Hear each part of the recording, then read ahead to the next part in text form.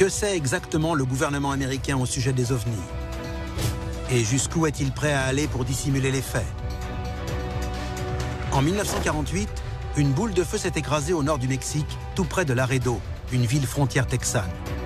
Des militaires américains s'y sont rendus dans le plus grand secret. Selon les autorités, il s'agissait d'un aéronef expérimental. Mais certains experts pensent qu'il s'agissait d'un ovni. Qu'est-ce qui s'est écrasé dans le désert? Pourquoi le cacher aux yeux du grand public? C'est la question à laquelle nous allons tenter de répondre dans cet épisode de Alien Files.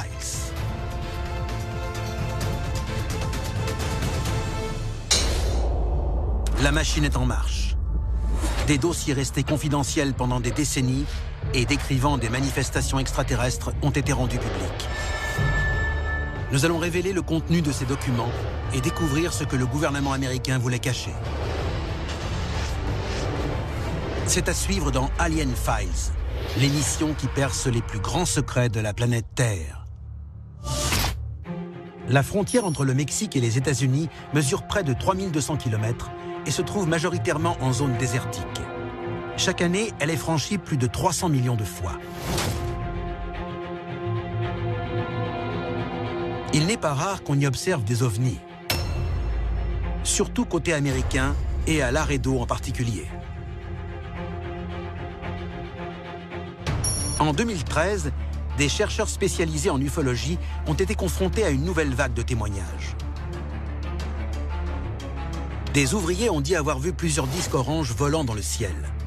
Un fermier de la région a observé le même phénomène. Des caméras de surveillance à détecteur de mouvement ont filmé d'étranges objets volants. Ce que certains décrivent comme une flottille d'ovnis a été aperçu en plein jour. Mais de quoi s'agit-il exactement? Pourquoi des ovnis s'intéresseraient-ils à cette région? Des faits s'étant déroulés il y a plus de 50 ans pourraient fournir un élément de réponse. Un incident passé sous silence. Dossier déclassifié, le crash de Laredo. Laredo, Texas, le 7 juillet 1948. Une boule de feu traverse l'atmosphère à plus de 3200 km/h. Elle file à travers le ciel texan. Deux chasseurs américains tentent de poursuivre ce qui semble être une météorite. L'objet apparaît sur les radars américains tandis qu'il se précipite sur la petite ville frontalière. Mais il s'écrasera finalement un peu plus loin au sud, sur le territoire mexicain. L'un des plus grands spécialistes de l'armée de l'air américaine est chargé d'enquêter.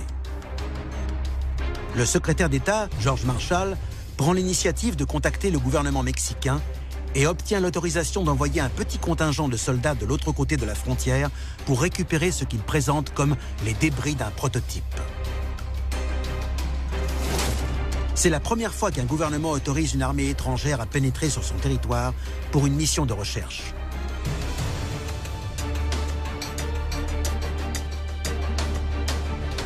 Une fois sur place, l'unité aurait découvert l'épave d'un aéronef n'ayant pas une forme familière.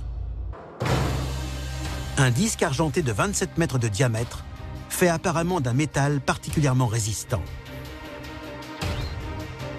D'où peut venir une telle machine? 1000 km au nord se trouve la base secrète de recherche aéronautique de White Sands. 3 mois avant le crash de Laredo, plusieurs scientifiques affirment y avoir vu un ovni en forme de disque réalisant des manœuvres très serrées à la verticale de la base. L'appareil aurait subitement disparu. Aucune explication n'a été donnée par le commandement. L'ovni de Laredo pourrait-il être un prototype d'aéronef testé à White Sands? Ou peut-être d'une autre planète? George Marshall a déjà été confronté à des situations similaires. C'est lui qui s'est chargé de l'affaire d'OVNI la plus retentissante de l'histoire américaine. La bataille de Los Angeles s'est déroulée en février 1942. Tout à coup, les sirènes se sont mises à hurler sur la côte du sud de la Californie. Les projecteurs ont repéré un étrange objet volant et la DCA s'est mise à ouvrir le feu. De quoi s'agissait-il? Sur quel type d'objet était-il en train de tirer? Un bombardier japonais? Si ça avait été le cas, le feu nourri de la DCA l'aurait abattu. Des milliers de témoins assistent directement à la scène. George Marshall déclarera publiquement qu'il ne s'agissait pas d'un ovni. Mais il va remettre au président Roosevelt un mémo exposant une toute autre hypothèse. Concernant le raid sur Los Angeles, ce service a désormais la conviction que l'appareil pris pour cible par les forces armées n'est pas d'origine terrienne.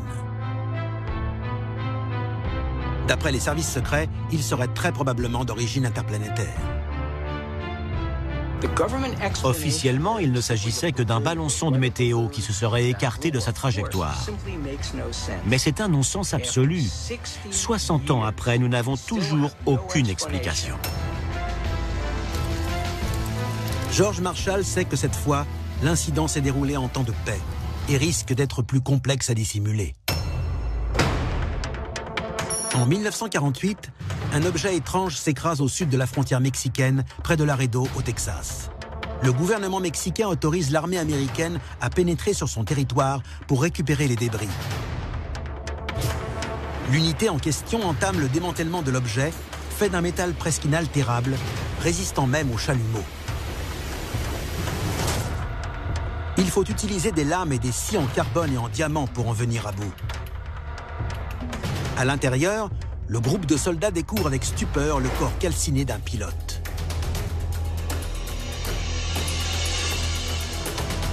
Certains témoins le décrivent comme d'apparence extraterrestre.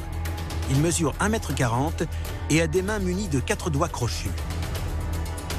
C'est un être de forme humanoïde, mais certainement pas un humain.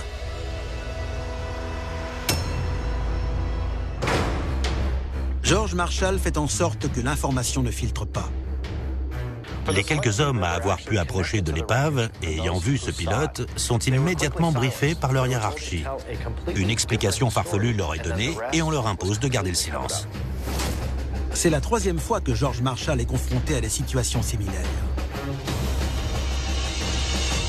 Un an plus tôt, il a organisé les recherches d'un autre ovni dans le cadre de l'une des affaires de contact extraterrestre les plus célèbres au monde. Dossier déclassifié, l'affaire Roswell. Nouveau-Mexique, le 7 juillet 1947. Un appareil étrange s'écrase près de la petite ville de Roswell. Des soldats de la base voisine se précipitent pour récupérer les débris, mais il y a déjà des badauds sur place. La carcasse de l'aéronef est récupérée, ainsi que les corps de ses occupants. La rumeur enfle. George Marshall prend la situation en main. Les médias parlent déjà d'un ovni écrasé sur Terre. Mais une autre version est mise sur pied. George Marshall explique, comme après la bataille de Los Angeles, qu'il s'agit d'un ballon-sonde météo. Les corps retrouvés dans l'aéronef correspondent à la description de celui de Laredo, de forme humanoïde et aux mensurations d'un singe.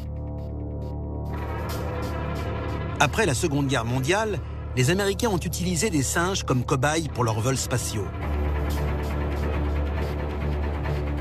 La plupart du temps, ces animaux ne survivaient pas. 6 jours avant l'incident de Laredo, une fusée V2 a été mise à feu sur le complexe de White Sand. Pour la première fois, un primate est lancé dans l'espace. Mais l'occupant de l'aéronef de Laredo ne peut pas être ce singe. Sa capsule est retombée sur Terre ailleurs, le même jour. Le singe est mort asphyxié au cours de ce vol de 6 minutes. La NASA nie tout lien entre l'OVNI de Laredo et les expériences de vol spatial menées avec les singes. Mais un photographe affirme avoir été présent pendant la nécropsie du pilote calciné en 1948. Elle aurait confirmé que cet être n'était pas de notre monde.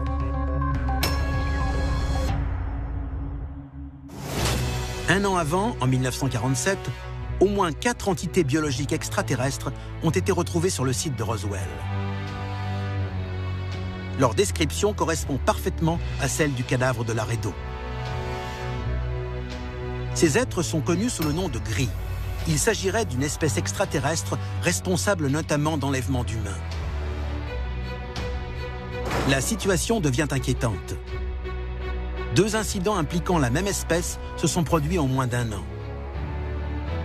L'Amérique est-elle envahie par les gris?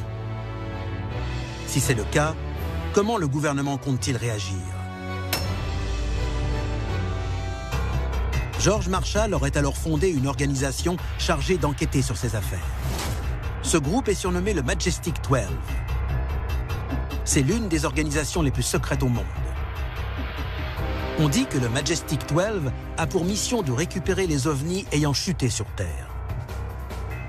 Leurs activités sont si secrètes que même le président des États-Unis n'en est pas informé. Au milieu des années 50, certains chercheurs affirment avoir pu étudier la technologie extraterrestre grâce à des ovnis récupérés à Roswell et Laredo.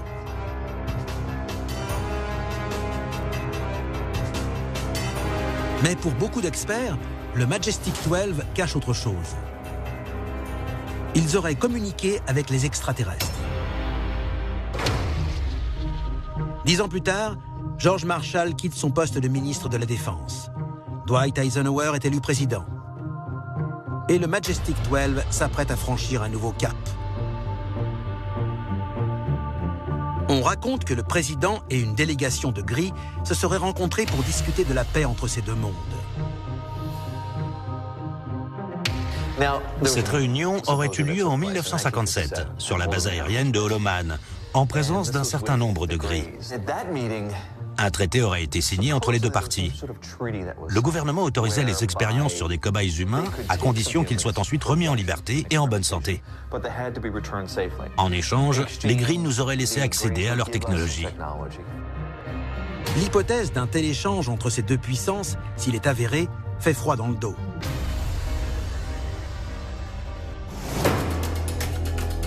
« 1948. Un ovni s'écrase près de Laredo, au Texas, un an après l'incident de Roswell, au Nouveau-Mexique. D'après des témoins, les deux affaires semblent impliquer une même espèce d'extraterrestre, les gris. De plus, le président des États-Unis, Dwight Eisenhower, aurait participé en personne à une réunion avec une délégation de gris dans une base aérienne. Des personnes prétendant avoir assisté à cette réunion racontent que le président aurait négocié avec les extraterrestres un arrangement. Cette rencontre se serait déroulée à la base aérienne de Holloman, au Nouveau-Mexique. Un traité aurait été signé. Les gris tiennent leur nom de leur couleur. Ils auraient une grande tête de forme allongée, des yeux en amande et une bouche très fine. Cette réunion peut sembler étrange, mais 3 témoins assurent y avoir assisté. L'accord passé entre les deux parties pourrait influer sur le destin de la race humaine. C'est le traité de Greada. Dossier déclassifié, le traité de Greada. Certains experts pensent que cet accord a permis aux États-Unis de bénéficier des avancées technologiques extraterrestres en échange de l'autorisation de pratiquer des expériences sur des cobayes humains contre leur volonté. Il semble inconcevable que le président des États-Unis ait pu accepter de telles conditions. Mais en 1978, l'affaire de Laredo est à nouveau mise sur le devant de la scène médiatique. Un membre d'une organisation cherchant à rassembler et à étudier les témoignages de phénomènes inexpliqués d'origine extraterrestre, la Marsen, reçoit le négatif d'un étrange cliché. L'auteur de la photo dit qu'il s'agirait du corps du pilote de l'aéronef s'étant écrasé au sud de la frontière mexicaine. Il fournit plusieurs détails sur le site du crash. Il explique l'opération menée pour récupérer l'appareil et l'implication du secrétaire d'État. Il raconte qu'il a été forcé à développer ces photos le soir même dans l'enceinte de White Sands sous surveillance de gardes armés. Il prétend également qu'il a réussi à sortir en cachette 40 négatifs de clichés pris au cours de la nécropsie et du démantèlement de l'OVNI. Le négatif est développé et analysé par un spécialiste de la Marsen. Il révèle l'image d'un humanoïde à la tête surdimensionnée et de faible corpulence. Il est surnommé The Tomato Man, l'homme tomate. La photo est renvoyée à son destinataire d'origine avec un avertissement. La détention de cette image pourrait attirer l'attention d'une organisation gouvernementale top secrète, la Marsen. Que pourrait être cette organisation secrète? Le Majestic 12? Le gouvernement serait-il capable de faire taire ceux qui menaceraient le traité passé avec les Gris? Tout ce que je sais, c'est que ce genre de cliché a un niveau de classification qui va au-delà du top secret, comme ils disent. Si jamais vous décidiez d'envoyer une photo comme celle-ci à un grand journal, le journaliste qui la reçoit risque de ne plus voir le soleil se lever et vous non plus. C'est dire la sensibilité du dossier. La Marsène réalise sa propre enquête pour identifier le photographe, en espérant le convaincre de fournir les autres négatifs qu'il détiendrait. Cette enquête mène à plusieurs prête-noms et boîtes postales qui mènent systématiquement à de fausses pistes.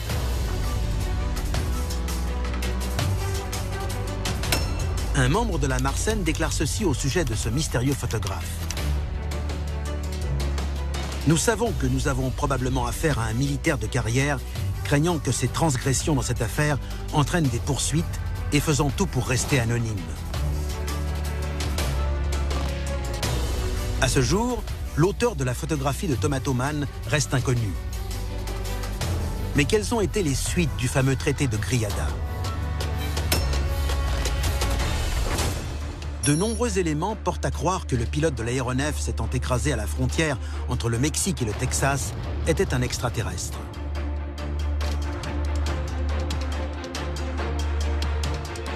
Il s'agirait d'un gris, un être de la même espèce que ceux qui se seraient écrasés à Roswell un an plus tôt et que ceux avec qui le président des États-Unis aurait signé le traité de Griada en 1957.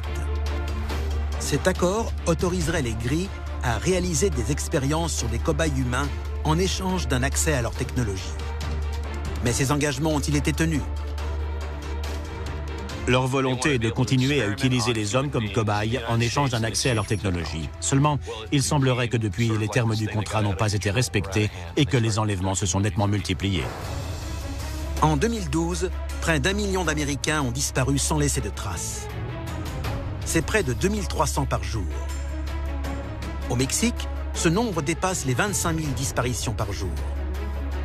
Pour la plupart, ces gens se sont volatilisés. Les ovnis de Roswell et Laredo étaient-ils de simples engins de reconnaissance extraterrestre? D'après certains experts, les corps de leurs occupants sont aujourd'hui encore conservés dans une base ultra secrète.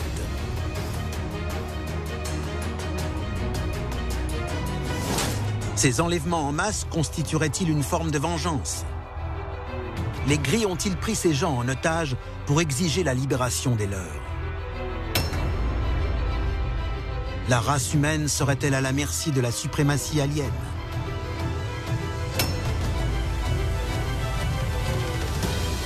C'était Alien Files, l'émission qui perce les plus grands secrets de la planète Terre.